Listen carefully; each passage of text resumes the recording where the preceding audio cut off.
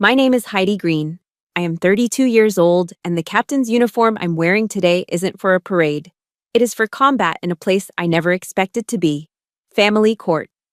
My father, the wealthy man sitting on the other side of the aisle in a shiny Italian suit, just turned to his young mistress and smirked when he saw my mother sitting curled up alone, without a lawyer. He thinks his money has finally crushed her. But that smile vanished the exact moment the heel of my military boot struck the hardwood floor with a sharp, steel-like clack. I stood at attention, looked the judge dead in the eye, and declared clearly, "Your Honor, I, Captain Heidi Green, will be representing her." My father calls me a useless tin soldier because I don't know how to make money like he does. But he forgot one thing. The Army taught me how to hunt down enemies, and the file I am gripping in my hand right now contains secrets he thought were buried forever. Please comment justice and subscribe to the channel if you believe that no hardworking mother deserves to be betrayed. Here is how I taught my father a lesson about honor. The parking lot of the county court in Ohio was gray and freezing this morning, perfectly matching the color of my mother's mood. She sat huddled inside her 2010 Ford Taurus, the engine idling roughly. Her thin hands were clasped together so tightly that her knuckles had turned completely white. Mom was wearing a brown wool coat that was fraying at the shoulders, a coat I remember her buying on clearance at Walmart 5 years ago. She stared out the foggy window, watching as a sleek black Porsche Cayenne pulled into the reserved spot across the lot. My father stepped out, looking like $1 million. "Heidi!" Mom's voice trembled, barely a whisper. "He has an entire team of lawyers. He told me he would crush me into dust if I dared to ask for a division of assets. Maybe we should just go home, honey. I don't need the money. I just want peace. I just want to be left alone." I reached over and took her freezing hand in mine. Her skin felt rough against my palm, covered in calluses, the physical receipts of 30 years of hard labor she spent building my father's career. My chest tightened with a mix of sorrow and rage, but I knew I wasn't allowed to be weak right now. "We aren't going anywhere, Mom," I said softly but firmly. We walked into the courthouse lobby. The smell hit me instantly, that specific mix of old oak wood, floor wax, and stale coffee that fills every government building in the Midwest. Across the hallway, my father, Robert Bob Green, was standing there, laughing loudly. He was wearing a custom-tailored Armani suit that probably cost more than my mother's car. Next to him was Tiffany. She's only 26, just a few years older than me.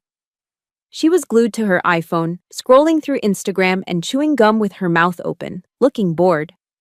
She represented everything my mother wasn't: flashy, expensive, and hollow. When Bob saw us approaching, the laughter died in his throat. The smile was replaced by that familiar, arrogant sneer. He didn't look at me. He looked straight at Mom with the eyes of a predator spotting a wounded animal. He raised his voice intentionally, making sure his entourage and everyone in the lobby could hear. "Well, look at that. Who did Martha bring along? Does her little tin soldier plan to use a plastic gun to scare the judge?" His lawyer and Tiffany burst into laughter.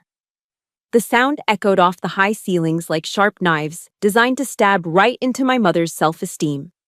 Mom shrank into her coat, trying to disappear. I kept my face frozen, a stone mask. It's a skill I didn't learn in law school. I learned it through thousands of hours of interrogation training. You never let the enemy see you bleed. I guided Mom to the defendant's table and helped her sit down. My father walked past us to get to the plaintiff's side. The smell of his expensive cologne was so overpowering it was nauseating. He paused right behind my chair and leaned down, his lips close to my ear. He whispered, his voice dripping with condescension. "Heidi, wake up. This is the real world, not your little army barracks. In here, money talks. Honor? That's just garbage for losers. You'd better tell your mother to sign the waiver and get lost. If she's good, I might toss her a few bucks to survive the winter." He pulled back with a smug grin and sat down. Beside me, Mom's head was bowed low. Tears began to drop silently onto her battered handbag. The anger rose in my throat, hot and burning like acid. He wasn't just betraying her, He was actively trying to strip away the last shred of her dignity. He wanted her broken. "All rise!" The bailiff's voice boomed through the room. Judge Harrison entered. He was an older man, stern, with silver hair and a no-nonsense attitude. He took the bench, adjusted his glasses, and opened the case file. He frowned, looking down at the paperwork. "Defendant Martha Green," the judge said, looking over his spectacles. "I do not see a record of legal representation in your file. Do you intend to represent yourself today?" From the other table, I heard a stifled giggle. My father and Tiffany were leaning in, eager to watch the show. They were waiting for the moment my mother would stutter, collapse, and surrender. But that moment never came. I stood up. I didn't just stand. I snapped to attention. My military-issue dress shoes struck the heels together, creating a singular, sharp clack that cut through the murmuring of the courtroom.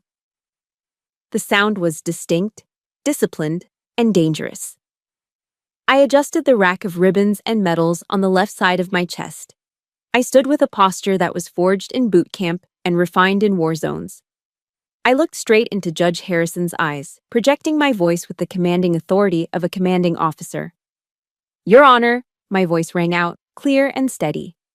"I, Captain Heidi Green, of the United States Army Judge Advocate General's Corps, will be representing her." The silence that followed was absolute. You could hear a pin drop. I glanced to my left. The smile on my father's face had completely vanished. For the first time all morning, the predator looked unsure. He thought he was fighting a helpless old woman. He had no idea he had just declared war on the United States Army. As Judge Harrison quietly reviewed the power of attorney documents I had just slapped onto his bench, the courtroom fell into a heavy, suspended silence. I didn't look at the judge. I didn't look at my father. My eyes were locked on the table in front of us, specifically on my mother's hands. They were resting on the polished oak surface, shaking uncontrollably. Those hands were rough, the skin paper-thin and spotted with age, the knuckles swollen from arthritis. They were the hands of a woman who had worked herself to the bone. Looking at them, the smell of floor wax and old wood in the courtroom seemed to fade away. Suddenly, I was transported back in time. I was back in our cramped, humid kitchen in the mid-90s. The air was thick, smelling of onions and stale fryer grease. That was the smell of my childhood. Back then, my father had just started Green Construction. He was nothing more than a guy with a pickup truck and a dream, drowning in debt. To keep the lights on, Mom worked double shifts at the local Denny's diner. She was on her feet for 12 hours a day, serving pancakes and refilling coffee for truckers, only to come home with her ankles swollen to the size of softballs. I remember the dinners from those days vividly. It was almost always the same thing: Kraft mac and cheese, the cheap kind from the blue box that cost 99 cents. Mom would stand at the stove, still in her stained polyester waitress uniform, scraping the bottom of the pot. She always served my father first, a heaping pile of pasta. Then she served me. When she finally sat down, her plate contained nothing but the burnt, crunchy scraps that had stuck to the metal pan. "I'm full, sweetie," she would say with a tired, gentle smile when she caught me staring at her meager portion. "I ate a big lunch at the diner. Your father needs the energy. He's building something big for us." She was lying. I knew it even then. She wasn't full. She was starving. She was feeding his ambition with her own sustenance. She was pouring her life force into him, believing that they were a team, that his success would eventually be her success. But as the years went by, the success did come, and everything changed. Green Construction started landing lucrative subcontracts. The rusty pickup truck was traded in for a brand new showroom model. The bills disappeared, replaced by a surplus of cash. But instead of relief, a new kind of tension entered our home. Dad started traveling more. Business trips, he called them. He would be gone for days, then weeks. When he was home, he was critical. He stopped looking at Mom with gratitude and started looking at her with disgust. I remember one evening vividly. Dad was getting dressed for a Chamber of Commerce dinner. He looked sharp in a new suit. Mom came out of the bedroom wearing her best dress, a floral print she had bought at a department store sale. She looked beautiful to me. Dad just sighed, a sound of pure exhaustion and annoyance. Martha, look at you, he grumbled, adjusting his tie in the mirror without making eye contact. You look tired. Look at the other wives, my partner's wives. They smell like expensive perfume. They look polished. You always have that smell. Like grease and dish soap. Honestly, it's embarrassing. You're making me look bad. He didn't hit her. He didn't have to. Words like that leave bruises that never heal. I watched Mom shrink into herself. That night, she didn't argue. She just went into the bathroom and locked the door. I sat outside in the hallway and listened to the water running. She was in the shower for an hour. She scrubbed her skin raw, turning it red and irritated, desperately trying to wash away the smell of labor that her husband had once been so thankful for. She didn't understand that he didn't hate the smell of grease. He hated the reminder of where he came from. She was a living artifact of his poverty, and he wanted to erase her. The ultimate betrayal, however, didn't happen in the kitchen or the bathroom. It happened on Christmas Eve. I was 18 years old, fresh out of Army boot camp. I had just come home on leave, exhausted but excited to sleep in my own bed and eat a real family meal. I walked through the front door expecting the smell of roast turkey and the sound of Christmas carols. Instead, I was greeted by the sound of my mother sobbing in the master bedroom. I ran upstairs, my heart pounding. Mom was sitting on the edge of the bed, holding a stack of papers. Dad was packing a suitcase. He looked calm, almost bored, like he was checking off a grocery list. We just aren't compatible anymore, Martha, he said, zipping up his leather bag. I've outgrown this life. I need someone who can stand beside me at galas, someone who fits the image of the company I've built. He didn't just leave. He handed her a divorce settlement he had drawn up himself, bypassing lawyers to save money. Sign this, he told her, his voice dropping to that manipulative, reassuring tone he was so good at. It's a fair deal. I'll send you a monthly check. I'll take care of you, Martha. You know I will. Don't get the courts involved. They'll just take all the money in fees. And my mother, the woman who had spent 32 years trusting this man implicitly, the woman who ate the burnt scraps so he could be full, she signed it. She believed him. Flash forward to today. I blinked, bringing myself back to the cold reality of the courtroom. The smell of frying grease was gone, replaced by the sterile scent of the law. I looked across the aisle. Tiffany was whispering something into my father's ear. She giggled, and her hand came up to cover her mouth. On her finger sat a diamond ring the size of a grape. I did the math in my head instantly. That ring cost at least $50,000. That was more than the value of the entire apartment my mother was currently renting. That ring was bought with the money my mother saved by clipping coupons. It was paid for by the double shifts at Denny's. It was polished with the sweat of a woman who was now being discarded like an old piece of furniture. It is a phenomenon sociologists call starter-wife syndrome. The woman supports the man through the struggle, builds him up, and manages the home so he can focus on his career. Then, once he reaches the summit of the mountain she helped him climb, he pushes her off the edge and pulls up a younger, fresher woman to enjoy the view. Dad looked over at us again. He saw me staring at Tiffany's ring. He smirked and put his arm around her waist, a protective and possessive gesture he hadn't used with Mom in 20 years. If you are listening to this and you believe that a woman's sacrifice should be honored, not thrown in the trash, please hit that like button right now. Leave a comment saying, Team Mom if you stand with Martha. Let's show the world that loyalty still matters. My father whispered something to Tiffany, and they both looked at Mom with pity.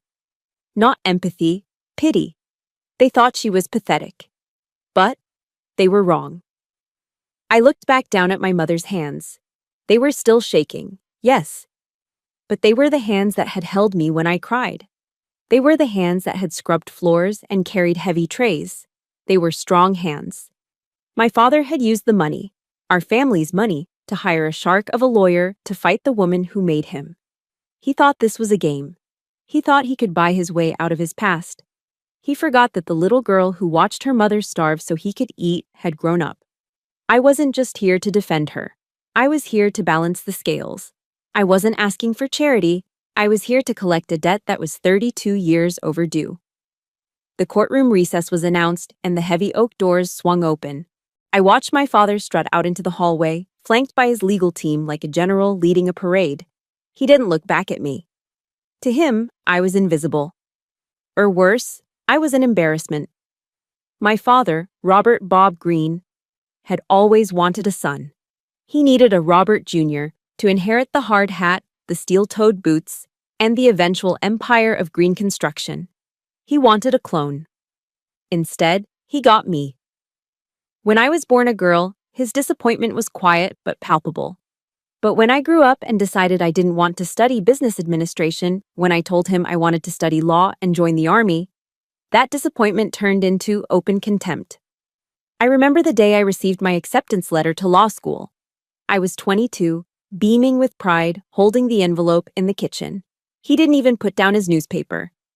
"I'm not paying a single red cent for that," he had declared, his voice flat and final.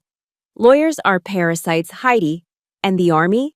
That's for people who aren't smart enough to make it in the real business world. You want to be a little tin soldier? Fine, go play dress up. But you're on your own. Don't come crawling back to me when you realize you can't pay the rent." So, I didn't. I joined the ROTC program to pay for my education. While the children of his wealthy business partners, the smart ones, were driving BMWs bought with daddy's money and partying at fraternities, I was up at 4 a.m. I was low-crawling through freezing mud pits in the pouring rain. I was eating MREs that tasted like cardboard while they were dining on sushi. I pushed my body until my muscles screamed. I studied until my eyes blurred. I never asked him for a dime. Not for books, not for rent, not for food. I thought that maybe, just maybe, if I succeeded on my own terms, he would respect me. I was wrong. Every time I came home in my uniform, expecting a nod of approval, I only saw a sneer. He looked at the flag patch on my shoulder and saw a minimum wage worker. He looked at my combat boots and saw failure. I walked out into the courthouse hallway, shaking off the memory. The air conditioning was humming loudly, mixing with the low murmur of lawyers negotiating deals in corners. I walked over to the vending machine in the alcove. I fished out a few quarters and pressed the button for black coffee. The machine whirred and spat out a paper cup filled with dark, bitter liquid. I took a sip. It tasted burnt and watery, but the caffeine hit my system with familiar efficiency. It reminded me of the coffee at the JAG school in Charlottesville, Virginia. That place didn't just teach me the uniform code of military justice. It taught me survival.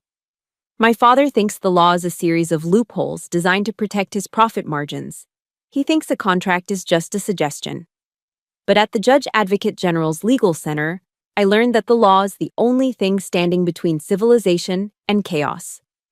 I learned to keep my head cool when the world was literally exploding around me. I spent a tour in Afghanistan, drafting legal briefs while mortar sirens wailed in the distance. I learned that in war, and in law, a single overlooked detail, a missing signature, a wrong timestamp, a forgotten clause, can cost lives, or save them. My father calls me rigid. He calls me robotic. He doesn't understand that my discipline isn't a flaw, it is armor. And right now, he was about to test that armor. Enjoying that swill? I turned.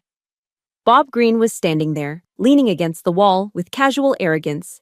In his hand, he held a venti Starbucks latte, the whipped cream still perfectly swirled on top. The smell of expensive vanilla and roasted espresso wafted off him, clashing with the stale air of the hallway. He took a slow sip, watching me over the rim of the cup. "You know," he started, that fake friendly smile plastering his face. "I heard what a captain makes these days. It's embarrassing, Heidi, really. It's barely enough to buy a decent suit, let alone a life. Look at you. No makeup, hair in a tight bun. You look so severe." I didn't blink. I just held my paper cup, letting the heat seep into my cold fingers. "I earn every dollar I make, Bob. Can you say the same?" He laughed, a short, dismissive bark. "Always so self-righteous. Look, I'm feeling generous today. I know you're going to lose in there. You're out of your depth. This isn't a court-martial. This is the real world. So, here's an offer. He stepped closer, invading my personal space. He lowered his voice, trying to sound benevolent. When this is over and your mother is out of the picture, come work for me. I need a new executive secretary. You're organized, I'll give you that. The pay is double what Uncle Sam gives you. You could finally afford to buy some lipstick, maybe get a makeover, start looking like a woman instead of a whatever this is. He gestured vaguely at my uniform, his face twisted in distaste. The insult landed with precision. He wasn't just attacking my career, he was attacking my identity. He was telling me that my value lay solely in my appearance and my subservience to men like him. He thought he could buy my dignity with a salary bump and a tube of lipstick. He thought that, deep down, I was just a broke girl desperate for his validation. He expected me to get angry. He expected me to shout, to cause a scene in the hallway so his lawyer could use it against me. She's unstable, Your Honor. She has anger issues, but he forgot where I came from. The army breaks you down to build you back up with steel. I took a slow, deliberate sip of my bitter vending machine coffee. I let the silence stretch for 5 seconds. A tactical pause designed to make him uncomfortable. I looked him up and down, analyzing him not as a father, but as a hostile target. I saw the sweat beading on his forehead despite the AC. I saw the twitch in his left eye. "Thank you for the offer, Mr. Green," I said. My voice was low, calm, and terrifyingly polite. I used his last name. I saw him flinch. But the United States Army pays me enough to understand a very simple concept. Honor is not something you can purchase with a platinum credit card. You think this is about money. You think you can buy me, just like you bought your car, your suits, and your mistress. I took a step forward. He instinctively took a step back, his back hitting the wall. "You should be less worried about my lipstick and more worried about your CEO chair," I whispered, my eyes locking onto his. "Because you made a mistake, Bob. You judged me by your standards. You thought I was weak because I don't worship money. But when I am done with you in that courtroom, you are going to wish you had never woken up this tin soldier." I didn't wait for his response. I finished my coffee in one gulp and crushed the paper cup in my hand. I walked over to the trash can next to him. I dropped the crushed cup inside with a definitive thud. It was a small gesture, but it felt like dropping a gavel. "I'll see you inside," I said, not looking back. I turned on my heel and marched away, the sound of my boots echoing down the long corridor. I left him standing there, holding his overpriced latte, looking confused and, for the first time, genuinely rattled. He thought the war was over because he had the bigger bank account. He didn't realize that the real battle had just begun. And unlike him, I didn't come here to negotiate a deal.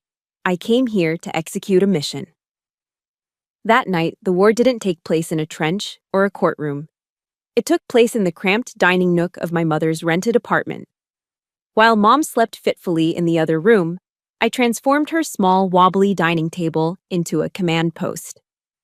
I pushed aside the lace doilies and the bowl of fake fruit. In their place, I laid out my laptop, a stack of highlighters, and 3 cardboard boxes of garbage that Mom had managed to save from the house before she was kicked out. My father had laughed at these boxes. He told his lawyers they were just old receipts, expired warranties, and junk mail. He thought they were trash. But in the intelligence community, we have a saying: one man's trash is another man's conviction. I taped a large sheet of butcher paper to the wall. On it, I drew a timeline of the marriage, marked with black Sharpie. I was no longer just a daughter or a lawyer. I had switched modes. I was an intelligence officer conducting a forensic audit. The room was silent except for the humming of the refrigerator and the scratching of my pen. I didn't read the documents like a civilian. I wasn't looking for the story. I was scanning for anomalies. I was looking for the break in the pattern. Hour after hour, I sifted through the debris of 30 years. Utility bills, credit card statements from 1998, grocery receipts. It was tedious, mind-numbing work. It was the kind of work that makes civilian lawyers give up and settle. But I had spent 12-hour shifts scanning satellite imagery looking for disturbed dirt on a roadside in Kandahar. I had patience. By 03 a.m., my eyes felt like they were filled with sand. The caffeine from earlier had worn off, replaced by a dull headache. But my brain was vibrating with alertness. I picked up an old issue of Field and Stream magazine from the bottom of the second box. It was dated 5 years ago. My father didn't hunt, and he didn't fish. Why did he have this? I shook the magazine. A single small slip of paper fluttered out and landed on the linoleum floor. It was a carbon copy of a FedEx waybill. The paper was yellowed and fading, the ink barely legible. I squinted under the dim kitchen light. Sender, Robert Greene. Recipient, Blue Ocean Holdings, Limited. Location, Georgetown, Cayman Islands. My heart skipped a beat.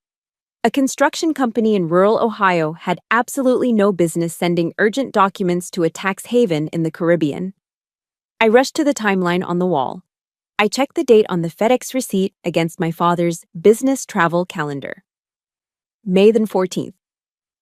On the calendar, it was marked as SE Region Builders Conference, Miami. I checked the next year. Another trip to Miami. Another FedEx receipt found in a stack of old bank statements, this time for a P.O. box in the Caymans. The pattern emerged from the chaos like a flare in the night sky. Miami wasn't the destination. Miami was the gateway. He was flying to Florida ostensibly for work, but he was using it as a jump-off point to move assets offshore. He was funneling money out of the country right under Mom's nose. I didn't sleep. As the sun began to rise, painting the sky a bruised purple, I opened my laptop. This was where being a federal officer gave me an advantage that Bob's expensive strip mall lawyers didn't anticipate. They were playing by local civil court rules. I was playing by federal rules. I drafted a federal subpoena. I didn't target the Cayman accounts directly. That would take months of international treaties and red tape. Instead, I targeted the intermediary bank in Miami that was listed on the wire transfer codes I found on the back of the FedEx slip. My father's lawyers were lazy. They were arrogant. They assumed my mother was just a country bumpkin who wouldn't know the difference between a 401k and a routing number. They hadn't scrubbed the metadata. They hadn't shredded the paper trail because they didn't respect their opponent. I attached my credentials to the digital subpoena. Captain, JAG Corps. This wasn't a request. It was a demand backed by the full weight of the United States government. When I clicked send, I felt a physical jolt of electricity run down my spine. It wasn't just satisfaction. It was the distinct, cold thrill of locking a target into a weapon system. This wasn't a warning shot. This was the coordinates for a precision airstrike. I waited. 2 days later, the encrypted file arrived in my inbox. I sat at the same kitchen table, Mom sitting across from me drinking herbal tea. She looked frail, her eyes swollen from crying. "Did you find anything, Heidi?" she asked softly. "Maybe we should just take the settlement offer. He said he'd give me $20,000. "Don't take the settlement, Mom," I said, my eyes glued to the screen. The PDF opened. As I scrolled through the transaction history, the blood drained from my face. It was worse than I thought. It wasn't just greed. It was cruelty. First, there was the tax evasion. That was expected. Millions of dollars funneled into shell companies registered to Tiffany Miller, his mistress. He was stripping the company of its assets so that on paper, Green Construction looked broke. Then, there was the 401k. The retirement fund that Mom and Dad had contributed to for 30 years, the money meant for their old age, had been drained. He had forged her signature on a withdrawal form 3 years ago, claiming financial hardship, and moved the cash into a private trust. But the final document, that was the one that made me physically nauseous. I found a credit report. Not my father's, my mother's. In the United States, your FICO score is your lifeline. Without a good credit score, you cannot rent an apartment, you cannot buy a car, you cannot get a loan. You are paralyzed. My father had used my mother's social security number, without her knowledge, to open 5 distinct high-interest credit cards. He had maxed them out on gambling debts and luxury gifts for Tiffany, and then he stopped paying. He had deliberately defaulted on debt in her name. My mother's credit score was in the low 400s. It was destroyed. He hadn't just stolen the money. He had salted the earth. He had engineered a situation where, Even if Mom left him, she would be financial poison. No landlord would rent to her. No bank would touch her. He wanted to make sure that she had no choice but to crawl back to him or live on the street. This was financial domestic violence. It was calculated, systematic, and evil. I looked up from the screen. Mom was watching me, fear trembling in her lip. "Is it bad?" she whispered. I closed the laptop slowly. My hands were shaking, not from fear, but from a rage so cold it felt like ice in my veins. I looked at the knuckles of my hand, white from gripping the edge of the table. "It's not bad, Mom," I said, my voice eerily calm. "It's criminal." I stood up and walked to the window. Outside, people were going about their day, mowing lawns and walking dogs, completely unaware of the monster living in the big house on the hill. Bob Green wanted to play dirty? He wanted to use paper and ink to destroy a life? Fine. He wants a war, I said to the reflection in the glass. I'm going to give him total annihilation. I picked up my phone. I dialed the number for the lawyer representing my father. "This is Captain Green," I said when the receptionist answered. "Tell your client we accept his invitation for lunch tomorrow, and tell him to bring his checkbook. We have some numbers to discuss." I hung up before she could answer. The investigation phase was over. The execution phase was about to begin. The invitation came via email from my father's lawyer at 9 a.m. the next morning. It was labeled Settlement Conference, but the venue wasn't a law office. It was the Capitol Grill. For those who don't know, the Capitol Grill is where the city's power players go to eat. It's a place of mahogany paneling, white tablecloths, and dry-aged steaks that cost more than my mother's weekly grocery budget. "I don't want to go, Heidi," Mom said, her hands trembling as she clutched her purse.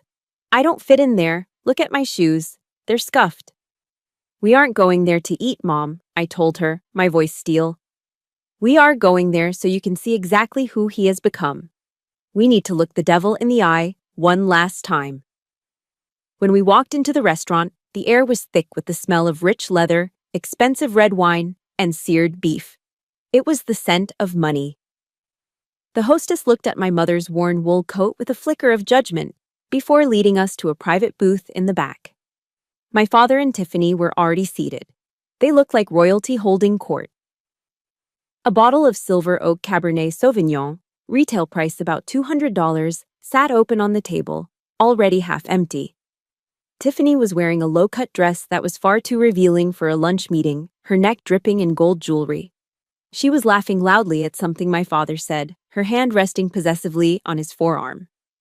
The moment we arrived at the table, the laughter stopped. My father didn't stand up. He didn't offer a greeting. He didn't even gesture for us to sit. He just jerked his chin toward the empty chairs opposite him, as if he were granting permission to beggars to rest their legs. "Sit," he grunted. I pulled out a chair for Mom. She sat down, keeping her coat on, looking small and terrified against the plush leather booth. My father was in the middle of eating bone-in ribeye. He picked up his steak knife and sawed into the meat. It was cooked rare. I watched the red juice pool on the white porcelain plate, mixing with the dark steak sauce. "Let's cut the crap and get straight to the point," Bob said, shoving a piece of meat into his mouth. He chewed slowly, staring at Mom with open contempt. "I don't have time to play games in court with your little toy soldier daughter. I have a business to run, so here is the final offer." He reached into the breast pocket of his suit jacket and pulled out a personal check. He didn't hand it to Mom. He slapped it onto the table and slid it across the tablecloth with his finger like he was tipping a waitress. I looked at the number. $20,000. $20,000. That was his price for 32 years of marriage. That was his valuation of the woman who had birthed his child, cooked his meals, and nursed his ego when he was a nobody. "Take that money," he said, pointing at the check with his knife. "Buy yourself some new clothes, maybe fix your teeth. Go take a cruise or something, and then get the hell out of my life. Stop listening to Heidi. She's just trying to make a name for herself. You're old, Martha. Don't try to fight for things you didn't earn. You should be grateful I'm giving you anything at all." My blood ran cold.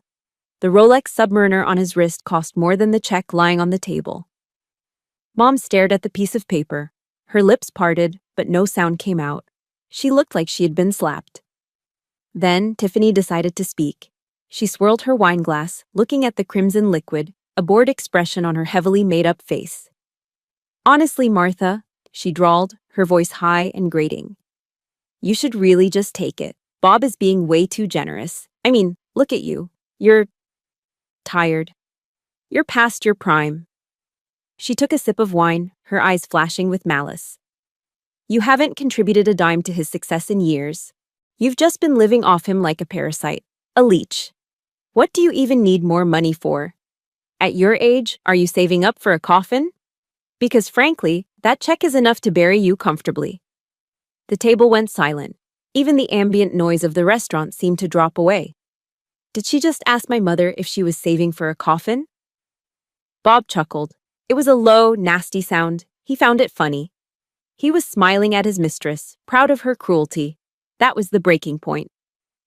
Mom let out a sob, a ragged, choked sound of pure humiliation. She covered her face with her hands, her shoulders shaking violently. I didn't think. I reacted. I stood up so fast my heavy oak chair toppled backward and crashed onto the floor with a deafening boom. Every head in the restaurant turned toward us. I grabbed the glass of ice water sitting in front of me. In one fluid motion, I threw the contents straight into Tiffany's face. The water splashed across her expensive blowout, soaking her dress. The ice cubes hit her chest. Her mascara instantly began to run, turning her face into a smeared, black mess.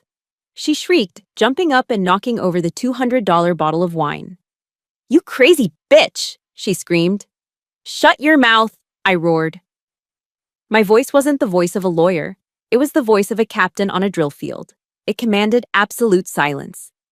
Tiffany froze, her mouth hanging open, water dripping from her chin. I leaned across the table. I placed my hands flat on the white tablecloth, right next to the bloody steak plate, and lowered my face until I was inches away from my father's nose. The smell of his cologne mixed with the smell of fear. Yes, for the first time, I saw genuine fear in his eyes. I lowered my voice to a whisper, a terrified, lethal whisper that is far scarier than shouting. $20,000, I hissed. You think my mother is that cheap? You think you can buy 30 years of loyalty with the spare change in your pocket? Bob tried to lean back, but he was trapped in the booth. Now, Heidi, calm down. You listen to me, Bob. I cut him off, my eyes boring into his soul. You are going to pay for every single tear she shed today. And you aren't going to pay with money. You're going to pay with everything. Your reputation, your company, your freedom. I promised you a war, but you just signed a suicide note. I picked up the check. I held it up so he could see it clearly. I ripped it in half, then in quarters. I dropped the confetti-like pieces onto his half-eaten steak. Enjoy your lunch, I said. And save your appetite, because I'll see you in hell. I turned to Mom. Come on, Mom, we're leaving. This place stinks of trash. I helped my mother up.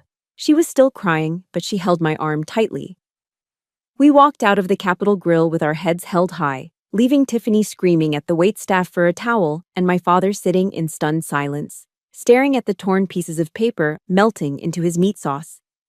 I felt a surge of adrenaline, a victorious rush. But as we stepped out into the cool afternoon air, I didn't know that the stress of that lunch had already done irreversible damage. I didn't know that the war I had just declared was about to take a casualty before the sun even went down.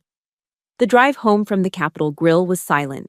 My mother stared out the passenger window of the taxi, her face pale, her hands still trembling from the adrenaline of the confrontation. I thought the worst was over. I thought the humiliation was the weapon.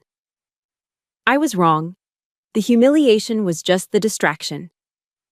The real weapon was much quieter and far more deadly. We got back to the apartment around 8 p.m. Mom said she felt tired. She complained of a dull ache in her left arm and a tightness in her jaw, but she dismissed it as stress. I just need to sleep, Heidi, she said, shuffling toward her bedroom. That lunch, it took everything out of me. 10 minutes later, I heard a crash. I ran into the hallway. Mom was on the floor, clutching her chest, gasping for air like a fish out of water. Her skin had turned a terrifying shade of gray. Mom! I screamed, sliding across the floor to her side. Chest, elephant, sitting on. She wheezed, her eyes wide with primal terror. I didn't panic. Panic gets people killed. My army training kicked in instantly. I pulled my phone out and dialed 911. Emergency, what is your location? 3442 Oak Street, apartment 4B, 58-year-old female, suspected cardiac arrest. I am starting CPR. I put the phone on speaker and positioned my hands over her sternum. Stayin' alive. That's the rhythm they teach you. Push hard, push fast. I pumped her chest, counting out loud, ignoring the sickening crunch of cartilage. Come on, Mom. Stay with me. Don't you dare leave me. Not like this. The sirens cut through the night air, getting louder and louder until they drowned out my own counting. Then came the heavy footsteps of the paramedics, the static of radios, the chaotic flash of red and blue lights bouncing off the cheap apartment walls. They loaded her onto the gurney, hooked her up to monitors that beeped frantically, and rushed her out. I jumped into the back of the ambulance, holding her hand. It was ice cold. Hold on, Martha, I whispered, pressing her hand against my cheek. We're going to be okay. We arrived at County General Hospital. The emergency room was chaos, a whirlwind of shouting doctors, beeping machines, and the sharp chemical smell of antiseptic that sticks to the back of your throat. They wheeled Mom behind the double doors of the trauma unit. I was stopped by a nurse. Ma'am, you have to stay here. Go to the registration desk. I stood there for a second, watching the doors swing shut, swallowing the urge to fight my way in. I took a deep breath, wiped the sweat from my forehead, and walked over to the triage desk. The administration lady looked tired. She typed my mother's name into the computer system. Green, Martha. Date of birth, June 12, 1966. Okay. She stared at the screen. She frowned. She typed something else, hit enter, and frowned deeper. She looked up at me, her expression shifting from bored to sympathetic. Ms. Green, I'm sorry to tell you this, but the system is flagging her insurance as inactive. That's impossible, I said, my voice shaking. She's covered under my father's policy, Blue Cross Blue Shield. It's a platinum plan. I see the policy number here, the woman said, turning the monitor slightly so I couldn't see the details. But it shows a status change. The primary policyholder, Robert Green, removed her as a dependent effective today. I felt the blood drain from my face. What time? She clicked a tab. The timestamp on the cancellation is 5:02 p.m. My knees almost gave out. I had to grab the counter to steady myself. 5:02 p.m. That was exactly 20 minutes after we walked out of the restaurant. He didn't just get angry. He didn't just go home and drink. He pulled out his phone, called his broker, and executed a kill order. He knew Mom had a history of high blood pressure. He knew the stress of a divorce could trigger a health crisis. And he deliberately, surgically, cut her lifeline. In America, the emergency room is required to stabilize you, yes. But the treatment for a heart attack, the catheterization lab, the stents, the days in the ICU, the medication, that costs tens of thousands of dollars. Without insurance, a single night in the hospital is enough to bankrupt a normal person. My father had just signed a financial death warrant for my mother while she was fighting for her actual life. My phone buzzed in my pocket. I pulled it out. The screen was cracked from when I dropped it during CPR. The name on the notification read, Bob Green. My hands were shaking so hard I could barely unlock the screen. I opened the message. See, Heidi, this is the real world. Without me, your mother is a zero. I heard the ambulance. Good luck with the hospital bills. If you withdraw the lawsuit by tomorrow morning, I might consider reinstating her coverage. This is a lesson about real power. I stared at the words. The cruelty was so absolute, so calculated, it didn't feel human. He wasn't a father. He wasn't a husband. He was a terrorist. He was holding my mother's beating heart hostage to save his bank account. I looked up. Through the glass partition of the waiting room, I could see the doctors working on Mom. They were intubating her. A tube was going down her throat to breathe for her. She looked so small, so fragile. If you are listening to this and your blood is boiling right now, If you believe that using a sick woman's life as leverage is the act of a monster, please hit that like button. Leave a comment saying, "No mercy," if you think I should take him down. I need to know you've got my back. I gripped my phone. I squeezed it until my knuckles turned white, until the glass screen protector splintered under the pressure of my thumb. Tears dried up instantly. The fear I felt in the ambulance evaporated. In its place, a cold, dark fire ignited in the center of my chest. It was the same feeling I had before a combat patrol. Focus, clarity, lethality. I thought about the soldier's creed.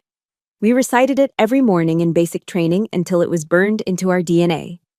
I will always place the mission first. I will never accept defeat. I will never quit. I will never leave a fallen comrade. My mother was my fallen comrade. She had taken bullets for me her whole life. She had starved so I could eat. And now, she was lying on that table because of enemy fire. "Okay, Bob," I whispered to the empty waiting room, my voice sounding like gravel. "You want to play God? You want to decide who lives and who dies based on a signature." I looked at the text message one last time before taking a screenshot. "You wanted a war," I said, my reflection in the glass looking back at me with eyes that were no longer the eyes of a daughter, but the eyes of a soldier. "I'm going to bring the war to your front door, and this time, there will be no prisoners." I put the phone away. I didn't reply. "You don't negotiate with terrorists, you eliminate them." The sun hadn't even fully risen the next morning when I pulled my Jeep Wrangler into the lot of the largest used car dealership in the county. This Jeep wasn't just a vehicle to me. It was the first thing I bought with my own paychecks after graduating from officer candidate school. It was my symbol of independence. It had mud on the tires from trails in 3 different states and a dent in the bumper from a fun weekend in the Appalachians. It was the one place I could go to escape the noise of the world. But right now, it was just an asset, a liquidity event. The salesman, a guy in a cheap polyester shirt who smelled like cigarettes and desperation, walked around the car, kicking the tires. He knew I was in a hurry. He could smell the urgency on me. "It's a nice rig," he said, scratching his chin. "But the market is soft right now. Best I can do is 12,000. Cashier's check today." It was a lowball offer. It was insulting. The Jeep was worth at least 18. But I didn't have time to haggle. I didn't have time to post it on Craigslist and wait for buyers.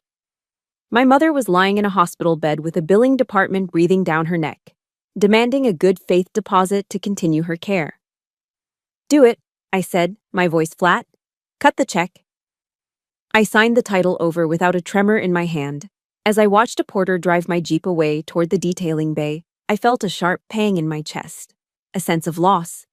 But I pushed it down. Assets can be replaced. Mothers cannot. I took the bus back to the hospital. It was crowded, smelling of wet wool and body odor. I sat in the back, clutching the cashier's check in my pocket, and pulled out my phone. I opened Facebook. I don't know why. Maybe I was looking for pain. Maybe I was looking for fuel. And there it was. A new post from Robert Greene, time-stamped 2 hours ago. The photo showed him standing on a manicured green lawn, a golf club in hand, with palm trees and the sparkling ocean in the background. He was wearing a white polo shirt and a visor, grinning that wide salesman grin. Checked in. The Breakers, Palm Beach, Florida. Caption: Living the good life, staying away from negative energy and toxic people. Blessed. He was playing golf. While his ex-wife lay in a cardiac ward, hooked up to machines because he cut her insurance, he was down in Florida, hitting balls and drinking Arnold Palmers. He was talking about negative energy while actively destroying lives. I stared at his smiling face until the screen blurred. "Enjoy the sunshine, Bob," I whispered to the phone, "because a storm is coming." I didn't fight this battle alone. The moment I got back to the hospital, I activated my network. First, I called Gary. Gary was a former Army intelligence officer I had served with. He was now a private investigator who specialized in digital forensics. I had helped him out of a legal jam with the VA a few years back, and he owed me. "Gary, it's Heidi. I'm cashing in the favor." "Name it, Cap," his gravelly voice answered instantly. I need eyes on the Caymans. I have a paper trail leading to Blue Ocean Holdings. I need to know who the signatories are. I need photos. I need proof that links the money to a person, not just a shell company. Consider it done, Gary said. I've got a contact in Georgetown. I'll dig up the dirt. I got your six, Heidi. I got your six. It's military shorthand for, I've got your back. It was the first time in days I felt safe, but the real nuclear weapon arrived an hour later. My phone rang. Unknown number. Hello? Is this Heidi Green? The voice was female, older, and trembling with nerves. Speaking. Heidi, this is Barbara Wilson. I don't know if you remember me. I used to be the head bookkeeper for your father's company. Before he let me go. I sat up straight in the uncomfortable hospital chair. I remember you, Mrs. Wilson. You gave me cookies when I visited the office as a kid. I saw the news, she said, her voice dropping to a whisper. I saw the court docket online. I know what he's doing to your mother. It's not right. It's just not right. She paused, taking a ragged breath. He fired me 2 years ago because I refused to cook the books. He thought I was just a stupid old lady who would go quietly. But Heidi? I kept a backup. I have the shadow ledgers, the real ones. Not the ones he shows the IRS. I felt the hair on my arms stand up. This wasn't just a witness. This was a smoking gun. This was a direct hit. Mrs. Wilson, I said, my voice steady and intense. Can you bring them to me, today? I'm on my way. For the next 48 hours, room 304 of County General Hospital became my war room. My mother drifted in and out of sleep, the rhythmic beeping of her heart monitor providing the soundtrack to our operation. Mrs. Wilson arrived with a heavy tote bag filled with hard drives and binders. We worked like a tactical operations center. We taped spreadsheets to the walls of the hospital room. We cross-referenced the bank transfer data I'd subpoenaed with Mrs. Wilson's internal ledgers. The picture that emerged was staggering. It wasn't just hiding assets. It was federal tax evasion on a massive scale. He was laundering money through phantom real estate projects that never broke ground. He was paying consulting fees to companies that didn't exist. He was embezzling funds from the company to pay for Tiffany's lifestyle, classifying diamond necklaces as office supplies. Every page we turned was another nail in his legal coffin. I stopped looking at him as my father. He was a target. He was a hostile entity that had engaged in financial terrorism. I drafted my closing arguments. I practiced my cross-examination questions in the bathroom mirror while nurses changed my mother's IV fluids. I prepared for every lie, every deflection, every excuse he might use.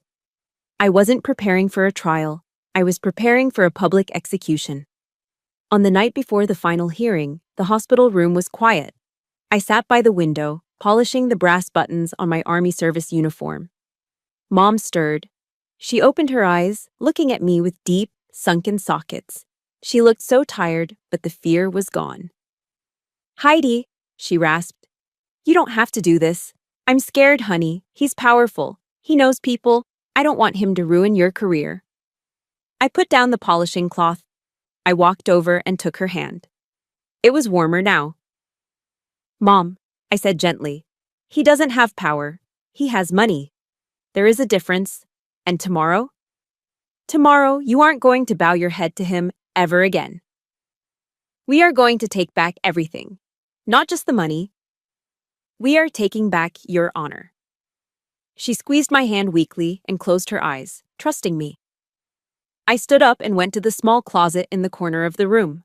I took out my Class A uniform, the dark blue jacket, the crisp white shirt, the gold stripes on the sleeves. I put it on slowly, deliberately. I fastened every button. I adjusted my tie. I pinned my rack of ribbons to my chest. Medals earned for service, for excellence, for doing the hard things when no one was watching. I stepped in front of the full-length mirror on the back of the bathroom door. The woman looking back at me wasn't the useless tin soldier my father mocked. She wasn't the little girl who was rejected for not being a boy. She was Lady Justice. She held a sword in one hand and a scale in the other. And she was ready to bring the hammer down. I smoothed the fabric over my shoulders. I checked my watch. 06 hours. Time to go hunting, I whispered to the reflection. I grabbed the thick file containing Mrs. Wilson's ledgers and the photos Gary had just emailed me from the Caymans. I walked out of the hospital room, leaving my mother sleeping safely, and marched toward the elevators. The click of my polished shoes on the linoleum floor sounded like the ticking of a clock. My father's time had just run out. Court is now in session, the Honorable Judge Harrison presiding. The bailiff's voice boomed, signaling the beginning of the end. I watched my father walk to the witness stand. He didn't walk like a man facing judgment. He walked like he was strolling onto a yacht. He adjusted his silk tie, smoothed the lapels of his Armani suit, and shot a confident wink at Tiffany in the front row. She giggled, flashing a thumbs up. They thought they had already won. His lawyer, a slick man named Mr. Sterling, whose smile looked like it was bought at a discount dealership, had just finished a 40-minute presentation. It was a boring, pitiful sob story about how Green Construction was suffering from market volatility, claiming my father was barely scraping by and had zero liquid assets to split with my mother. It was a good performance, but now it was my turn. Your witness, Captain Green, the judge said, looking at me with a mixture of curiosity and skepticism. I stood up. I didn't bring a stack of papers. I brought a single thin sheet of yellow legal pad paper. I walked to the podium, placing my hands on the wood. Mr. Green, I began, my voice deceptively soft. You have just sworn under oath to tell the truth, the whole truth, and nothing but the truth. Is that correct? I did, Bob said, leaning back comfortably in the chair. And you have stated to this court, under penalty of perjury, that the financial affidavit you submitted, listing your total assets at less than $100,000, is accurate and complete? Bob smiled, that condescending smirk that used to make me feel small. That is correct. The economy has been tough, sweetheart. I'm a law-abiding citizen. I've declared everything I own. Click. The trap was set. He had just committed perjury on public record. I see, I said, stepping away from the podium. I started to pace slowly in front of the witness stand, like a shark circling a swimmer who doesn't know there is blood in the water. Then how do you explain your travel schedule, Mr. Green? According to your company credit card statements, you have visited Miami, Florida, 12 times in the last 18 months. Bob shrugged. I have business partners in Miami. Networking, it's part of the job. Networking, I repeated. And these trips? They were fully paid for by the company? First-class flights? 5-star hotels? Of course, you have to spend money to make money. I stopped pacing. I looked at my mother, who was sitting at the defense table in her old coat. So, while you were spending money to make money in Miami, are you aware that your wife was using coupons to buy expired bread at the grocery store because you limited her allowance to $50 a week? Bob sighed, rolling his eyes theatrically for the benefit of the judge. That's business, Heidi. You've been in the army too long. You don't understand how the corporate world works. It's complicated. The courtroom murmured. Even the court stenographer looked up, disgusted by his tone. Judge Harrison's brow furrowed. He didn't like being talked down to, and he certainly didn't like witnesses insulting military officers in his courtroom. You're right, Mr. Green, I said, my voice hardening.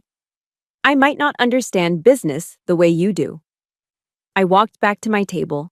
I picked up the heavy black binder, the one containing the work of Mrs. Wilson and Gary. It was 3 inches thick. I turned back to him. I lifted the binder high in the air, letting the overhead lights catch the plastic cover. Then, I slammed it down onto the witness stand railing. Thud! The sound was explosive. It echoed off the high ceilings like a gunshot. Bob jumped in his seat. Tiffany gasped. But I do understand financial crimes, I roared. Your Honor, I would like to submit Exhibit A. I ripped the Velcro tab open and pulled out a stack of enlarged documents. This, I held up the first page, is a bank statement from the Cayman National Bank in Georgetown, Grand Cayman. It is for an account held by a shell corporation named Blue Ocean Holdings. Bob's face went from flushed to chalk white in a nanosecond. The arrogant smile simply dissolved. And this, I held up the second page, is the incorporation document for Blue Ocean Holdings. Mr. Green, do you recognize the signature at the bottom? I didn't wait for him to answer. I turned to the judge. The signature is dated May 14th, exactly 2 days before Mr. Green filed for divorce. And on that same day, a wire transfer of $2.5 million was made into this account. The courtroom erupted. Reporters in the back row started typing furiously on their laptops. Objection! Mr. Sterling jumped up, knocking over his water glass. This is ambush. We haven't seen these documents. Sit down, counselor, Judge Harrison barked, slamming his gavel. Overruled. Continue, Captain. I leaned into the microphone, my eyes locked on my father's terrified face. Where did that $2.5 million come from, Bob? Did it come from networking? Or did it come from the joint 401k retirement fund that you liquidated without your wife's consent by forging her signature? Bob started to sweat, profusely. The expensive makeup he wore for the cameras began to streak down his forehead. He looked around the room, searching for an exit, searching for a lifeline. He looked at Tiffany, but she was slowly backing away, her hand over her mouth, looking at him like he was a stranger. It's a misunderstanding, Bob stammered. His voice was high and weak. I was moving funds for tax optimization. You intended to steal. I cut him off. My voice filled the room, cold and sharp as a bayonet. You didn't just hide money, Bob. You committed federal tax evasion. You committed wire fraud. You committed perjury 5 minutes ago when you sat in that chair and lied to this court. I took a step closer, violating his personal space, looming over him. And the worst part? The part that makes you a monster, not just a criminal. Yesterday at 5:02 p.m., you canceled my mother's health insurance while she was in cardiac arrest. You tried to kill her with a spreadsheet because she dared to ask for her fair share. I didn't. Bob was shaking now. He looked small. He looked pathetic. Is that true? Judge Harrison asked. His voice was quiet, but it carried the weight of impending doom. He looked at Bob over his glasses. Did you cancel the defendant's medical coverage during a medical emergency? Bob opened his mouth, but no words came out. He slumped in the chair, defeated. I have the termination notice right here as Exhibit B, I said, placing the paper gently on the judge's bench.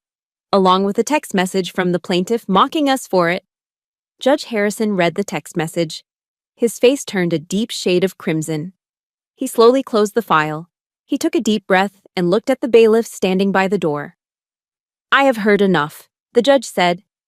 This court finds that there is probable cause to believe the plaintiff has committed multiple felonies, including perjury and dissipation of marital assets. I am also referring this matter to the district attorney for investigation into insurance fraud and tax evasion. He banged the gavel. It sounded like a judgment from God. Mr. Green, your bail is revoked. You are remanded into custody immediately. Marshals, take him. 2 U.S. Marshals in tactical vests stepped forward. They didn't ask him to stand. They grabbed him by the arms and hauled him up. Bob looked at me, his eyes wide with shock. Heidi, please, I'm your father. I stood at attention, my face a mask of stone. You're not my father, I said, my voice steady. You're the defendant. The marshal spun him around. He pulled Bob's arms behind his back. Click, click. The sound of the handcuffs ratchet-locking around his wrists was the most beautiful sound I had ever heard. It was the sound of the spell breaking. It was the sound of justice. No, you can't do this. I'm Robert Green. I built this town, he screamed as they dragged him toward the side door leading to the holding cells. I turned around to face the gallery. Tiffany was gone.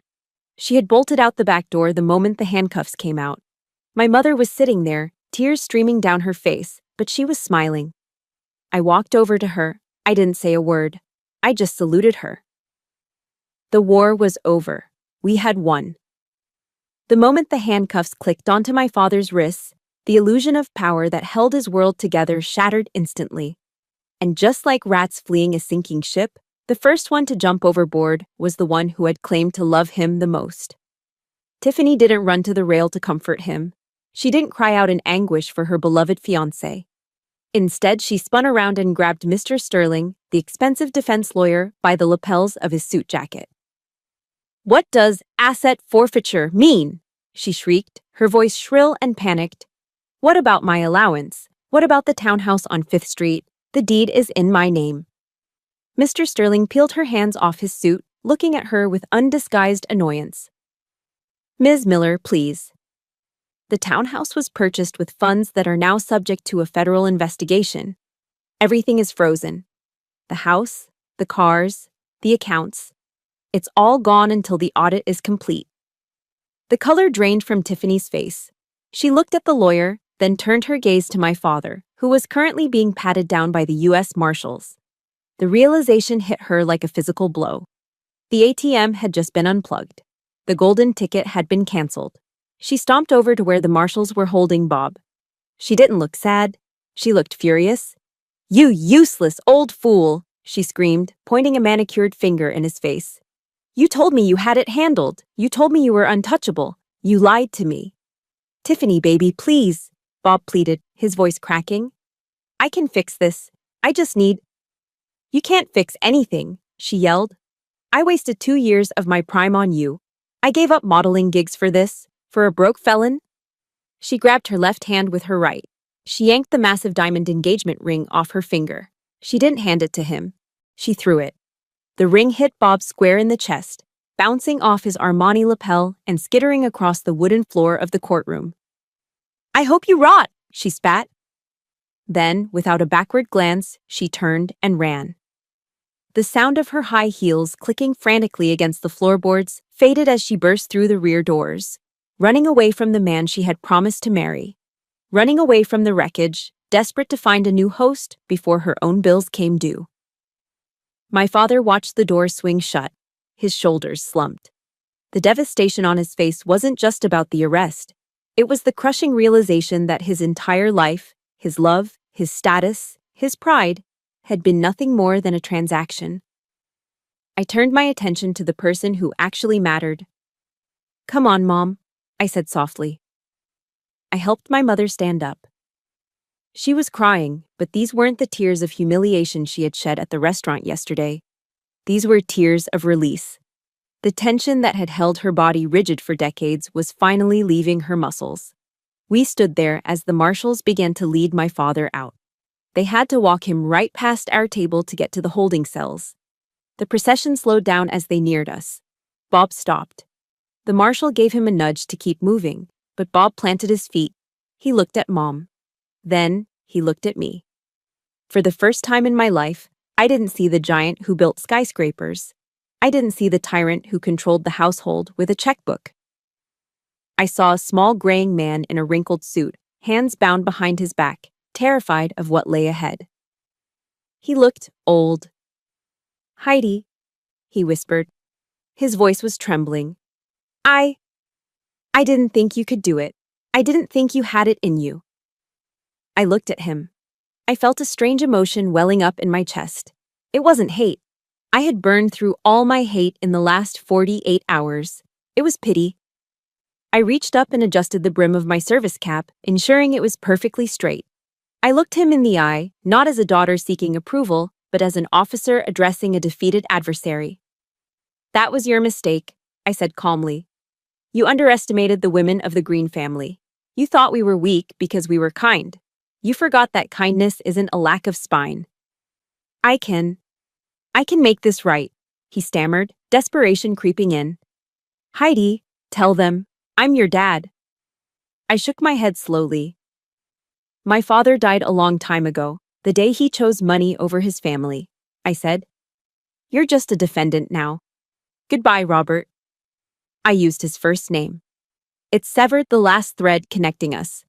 His eyes widened as the weight of that rejection landed. The marshal grabbed his arm. "Let's go, Mr. Green." They dragged him away. I watched until the heavy metal door clicked shut behind them, sealing him into the darkness he had created for himself. "Let's get out of here," I said to Mom. We walked down the long center aisle of the courtroom. I pushed open the double doors and we stepped out onto the front steps of the courthouse. The afternoon sun hit us instantly, warm and bright. The air smelled of rain on hot asphalt, the scent of a summer storm that had finally passed. Above us, the American flag on the courthouse pole snapped in the breeze, the red, white, and blue vibrant against the sky. Mom stopped. She closed her eyes and took a deep, shuddering breath. She filled her lungs completely, as if she were breathing for the first time in 32 years. "It's over," she whispered. "It's over, Mom," I said. She turned and hugged me. It wasn't a gentle hug, it was a desperate, bone-crushing embrace. She buried her face in the shoulder of my uniform and sobbed. "Thank you, Heidi. You saved my life. You really saved my life." I held her tight, staring out at the parking lot. I stroked her hair. "I've got you, Mom. I've always got you." We had won. Mom would get half of the true assets, the ones we uncovered. She would be secure, she would be safe. But as I stood there, I felt a hollow ache in the center of my chest. There is no joy in sending your own father to prison. There is no celebration in destroying your family tree, even if the roots are rotten. Justice had been served, but justice is a bitter medicine. It tastes like blood and regret. It was necessary, absolutely necessary. But it left a scar that I knew I would carry for the rest of my life. "Captain Green! Captain Green!" A voice called out from the bottom of the steps. It was Mr. Sterling, Bob's lawyer. He was jogging toward us, sweating, his tie loosened. "Wait up!" he panted. "Look, my client, he's willing to talk. Maybe we can cut a deal before the district attorney gets involved. If you drop the fraud charges, he can sign over the Florida property immediately. Let's not be hasty, right? It's family." I let go of Mom and stepped in front of her. I looked down the stairs at the man who, just yesterday, had sat eating steak while my mother was humiliated. "Family?" I repeated, my voice ice cold. "Yesterday, you watched him throw a check at my mother like she was a beggar. You didn't talk about family then." "That was just strategy," Sterling stammered. "Save your strategy for criminal court, counselor," I said. "You aren't negotiating with a daughter anymore. You're negotiating with the relentless machinery of the federal government. My evidence is already with the DA. There are no deals. There is only the law." I turned away from him, dismissing him completely. I looked at Mom. "Our ride is here." I waved down a yellow taxi that was idling at the curb. My Jeep was gone, sold to a stranger. Mom's Ford was dead in the driveway. We didn't own a car between us right now. But as I opened the taxi door for her, I felt richer than I had ever felt in my life. "Where to, ladies?"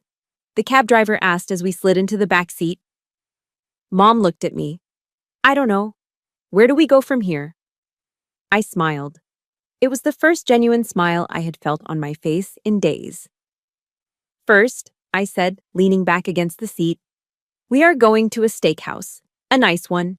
And we are going to order the biggest steaks on the menu. And we are paying full price. No coupons, no sharing." Mom laughed, a wet, teary sound. "And then?" she asked. "And then," I said, taking her hand, "we're going to find you a new house, a place with a garden, a place that smells like flowers, not grease, a place filled with respect." "Driver," I said, "take us to downtown." The taxi pulled away from the curb, leaving the courthouse, the lawyer, and my father in the rearview mirror. We merged into traffic, moving forward, driving straight toward the rest of our lives. 6 months have passed since the gavel fell. I drove my rental car down a winding gravel road on the outskirts of town. The late afternoon sun filtered through the oak trees, casting dappled shadows on the dashboard. I wasn't driving toward a courthouse or a hospital today. I was driving toward peace. I pulled into the driveway of a small white clapboard cottage. It wasn't a mansion. It didn't have marble floors or a 3-car garage, but it had a wide, welcoming front porch and a garden that was exploding with color. Pink and yellow roses climbed the trellis by the front door. Hydrangeas bowed their heavy blue heads along the walkway. For 20 years, my father had forbidden Mom from planting a garden like this. He called it cluttered and country. He wanted manicured lawns that looked like golf courses. Now, the air smelled like sweet nectar and damp earth. It smelled like freedom. The screen door squeaked open, and my mother stepped out. I actually had to blink for a second. The woman standing on the porch didn't look like the terrified, gray-faced victim I had defended in court. She looked 10 years younger.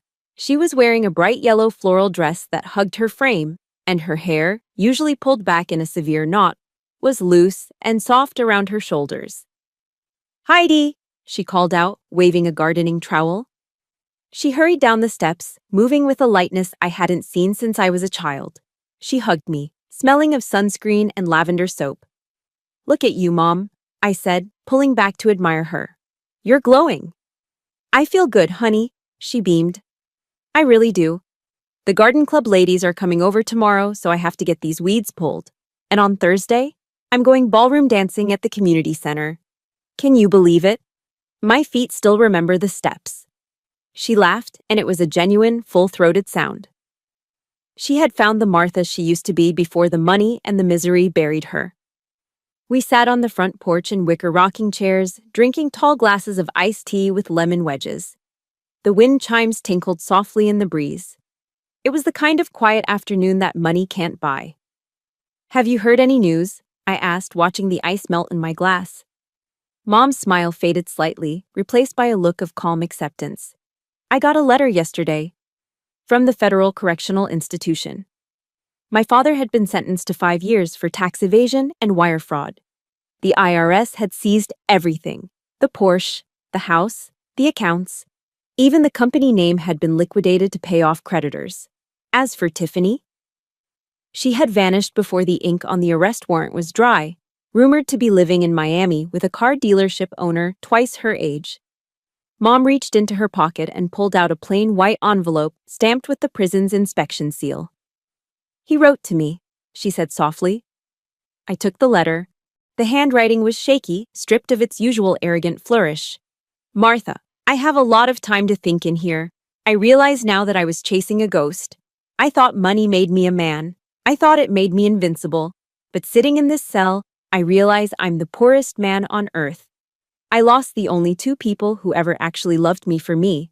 I'm so sorry." I folded the letter and handed it back. "How does that make you feel?" Mom looked out at her rose bushes. She took a sip of tea. "It makes me feel sad for him," she said. "But I forgive him, Heidi." I looked at her, surprised. "After everything he did? After the insurance? The insults?"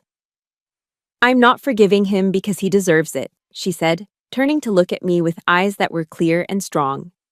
"I'm forgiving him because I deserve peace. Holding on to hate is like drinking poison and expecting the other person to die. I'm done drinking poison. I have a life to live." I stared at her in awe. I had spent years training for war, learning how to destroy enemies. But my mother, with her soft hands and floral dress, had mastered the hardest battle of all, the battle for her own soul. I looked over at the chair where my Army service uniform was hanging on a hanger. My bags were packed in the car. "I leave tomorrow at 0600, I said.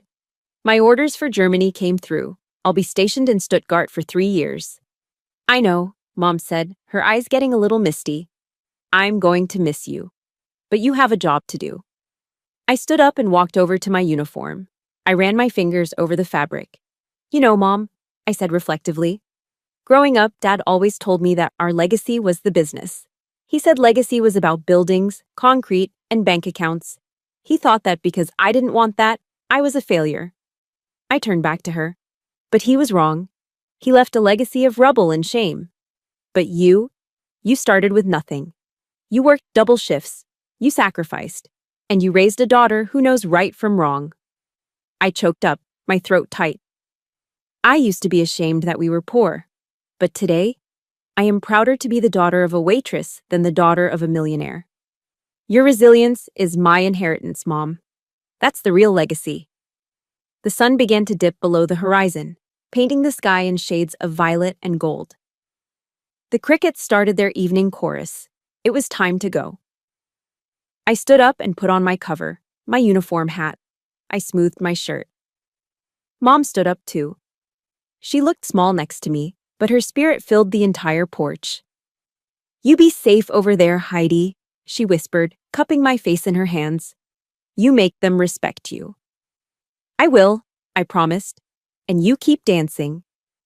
I walked down the steps to the gravel driveway. I opened the car door, but before I got in, I turned around. Mom was standing on the porch, framed by the climbing roses, bathed in the golden light of the setting sun. She wasn't a victim. She wasn't a starter wife. She was a survivor. She was the queen of her own castle. I stood tall.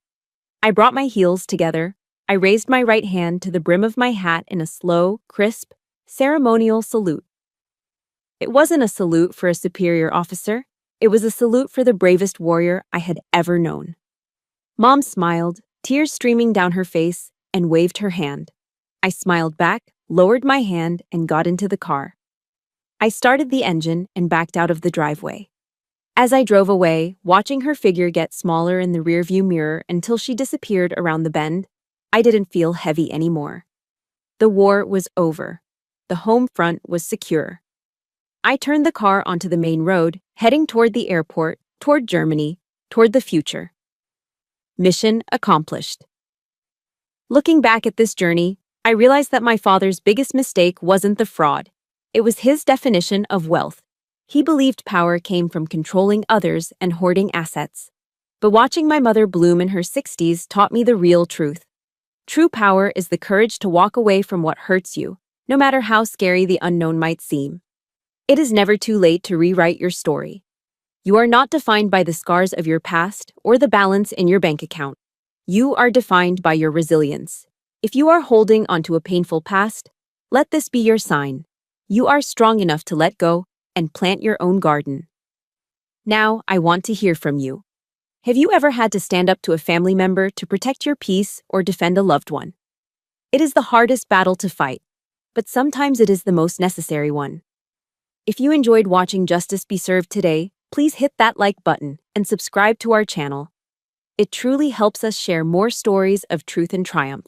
And do me a favor, leave a comment below saying, "New beginning," if you believe that the best revenge is simply living a happy, healthy life.